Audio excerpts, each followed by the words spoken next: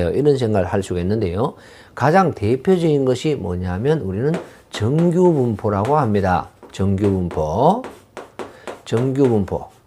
그 다음에 나중에 되면 검정과 추정이라는 이런 것들이 나오는데, 그러면 바로 정규분포에는 평균과 표준편차라는 것이 반드시 존재해야 됩니다. 자, 이렇게 정리해 볼까요? 평균.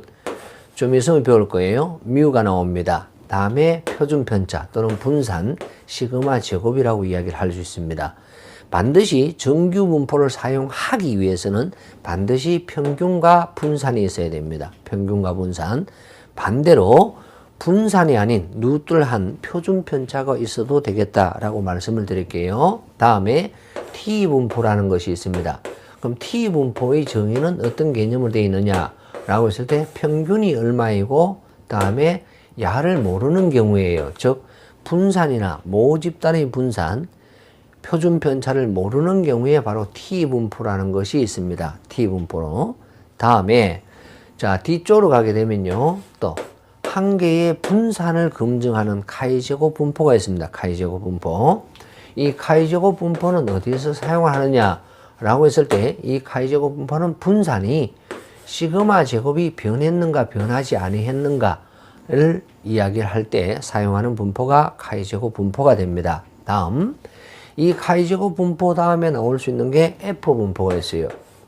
F분포는 기본적으로 가장 많이 사용하는 것이 DOE, 즉 실행계획법 파트이고, 야는 두 집단의 분산, 그럼 분산이 두 개가 있어요. 시그마 A와 시그마 B가 있다. 즉 시그마 A 제곱과 시그마 B 제곱이 있다. 이 두 개가 서로 차이가 있는가 없나를 검증을 할 때 바로 F분포를 사용하게 됩니다. F분포.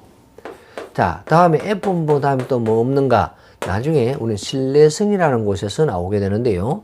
신뢰성 관리에서는 바로 지수분포라는 것이 나옵니다. 측정했는 분포예요. 이 수명하고 연관이 있어요. 우리가 수명이 어떠하냐라는 건데, 야 같은 고장률이 일정한 경우에만 사용하게 됩니다. 그럼 지수분포 외에 또 뭐가 없습니까? 와이볼 분포라는 것이 있습니다. 와이볼 또는 웨이볼 분포라고 이야기할 것이고, 야도 전부 다 신뢰성에서 나오게 됩니다. 수명하고 연관이 있게 되죠. 기본적으로 우리가 사용하는 것이 이러한 분포가 있습니다. 첫 강의부터 너무 좀 빡세다라고 이야기할 수 있는데, 흐름은 이런 흐름이다라고는 이야기를 하겠습니다. 다음 가겠습니다. 바로 개수값에 대한 분포가 나옵니다. 부적합함수, 부적합함수는 반대가 있다라고 해서요. 그럼 반대가 있는 경우에 바로 분포가 뭐냐? 반대가 있다. 항이 두 개다. 이항분포예요. 이항분포. 기본적으로 반대가 있으면 이항분포입니다. 근데 이항분포보다 좀 더 정밀한 분포가 있을 수가 있는데요. 이항분포보다 개수값이면서 좀 더 정밀한 확률을 구할 때 사용하는 것이 있습니다. 좀 더 정밀할 때. 야가 바로 초기하 분포라고 합니다. 초기하 분포.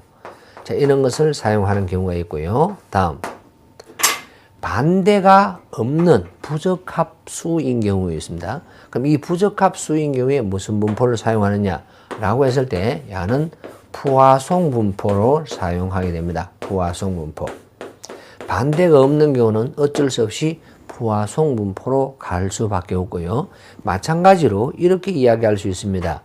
이 세 가지 분포에서 가장 정밀한 것이 야예요.